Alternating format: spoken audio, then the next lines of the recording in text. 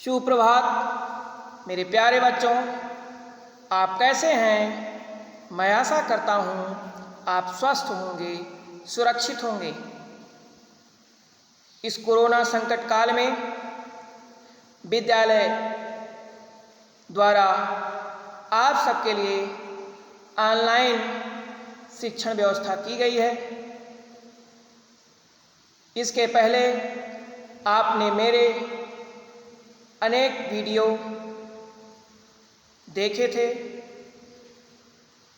आज मैं उसी कड़ी में अपनी एक नए वीडियो के साथ पुनः उपस्थित हुआ हूँ।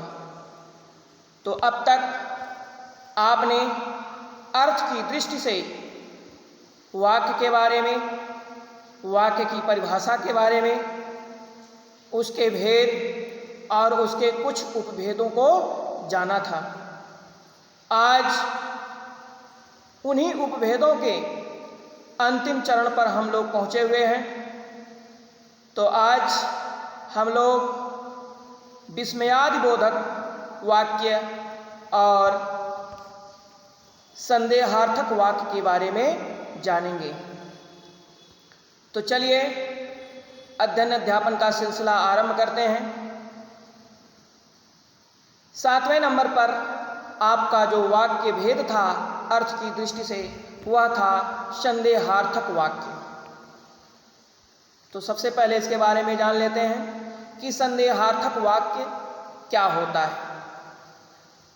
जिन वाक्यों में संदेह या भ्रम अथवा शंका या आशंका की स्थिति उत्पन्न हो या व्यक्त हो, उन्हें हम संदेहवाचक वाक्य कहते हैं। जिन वाक्यों में संदेह, भ्रम, शंका इत्यादि की स्थिति व्यक्त हो, उन्हें हम संदेहवाचक वाक्य कहते हैं। उदाहरण के लिए जैसे नंबर 1, शायद वह आज आ जाए। यहाँ शायद एक शब्द लग गया जिससे हमें संदेह की स्थिति उत्पन्न हो रही कि वह आए या ना आए। यह एक भ्रम, एक संदेह, एक शंका की स्थिति उत्पन्न हो रही है। तो यहाँ पर ऐसे भाव जब उत्पन्न हो तो वहाँ पर संदेहार्थक वाक्य होता है। दूसरा, संभवतः वह सुधर जाए। कोई बच्चा है, बहुत उद्दंड है, यह संदेह एक भ्रम की स्थिति, एक शंका की स्थिति है कि हो सकता है वह सुधर जाए, यानी कि एक शंका उत्पन्न हो रही है, एक संदेह उत्पन्न हो रहा है, इसलिए ये भी संदेहार्थक वाक्य है। तीसरा है, शायद आज वर्षा हो। स्वाभाविक बात है, यहाँ भी संदेह उत्पन्न हो रहा है। और ठीक उसी प्रकार से चौथे वाक्य में, शायद हम घूमने जाएं। कोई कन्फर्म नहीं है, कोई स्पष्ट नहीं है कि हम घूमने चले ही जाएं। यह शंका में बना हुआ है, यह बात भ्रम में बनी हुई है, यह बात संदेह में बनी हुई है। इसलिए जहाँ पर संदेह, भ्रम अथवा शंका की स्थिति उत्पन्न हो, ऐसे वाक्यों को हम संदेहार्थक वाक्य कहते हैं। अब हम अगले वाक्य पर बढ़ते हैं।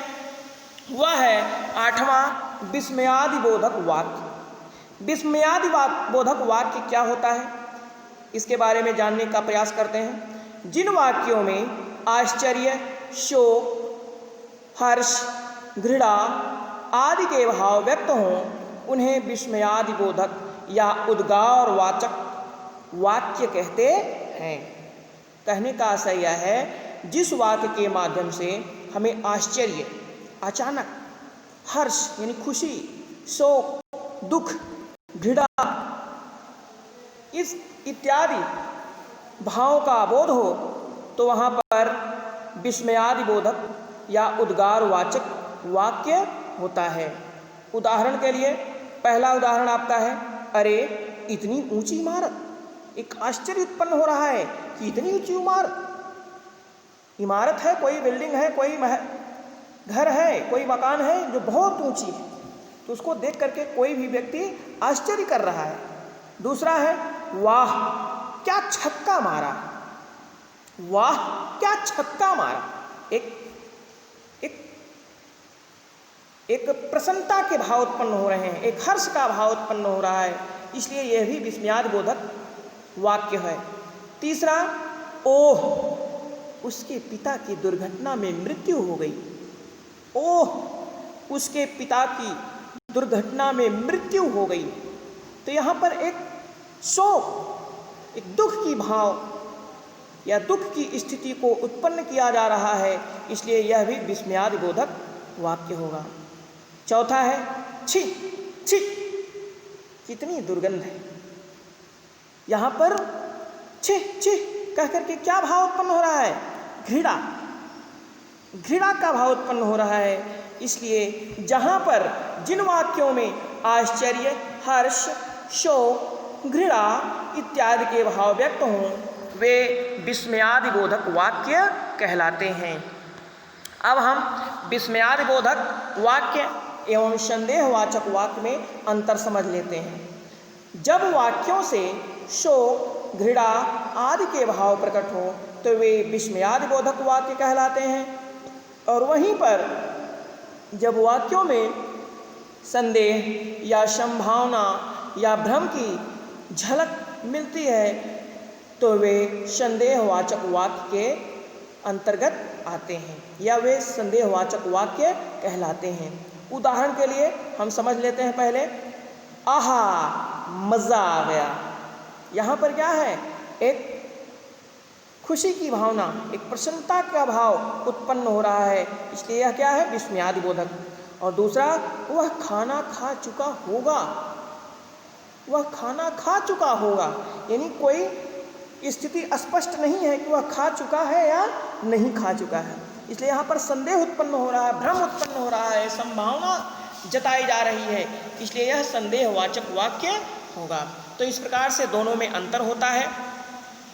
अब हम संदेहार्थक एवं संकेतार्थक वाक्य में अंतर समझ लेते हैं कि क्या होता है संदेहार्थक एवं संकेतार्थक वाक्य में। जब वाक्यों में संदेह या भ्रम की स्थिति उत्पन्न होती है तो वे संदेहार्थक वाक्य कहलाते हैं, और जब किसी वाक्य में एक वाक्य दूसरे वाक्य पर किसी शर्त या कारण की पूर्ति हेतु निर्भर होता है तो वह संकेतार्थक वाक्य कहलाता है।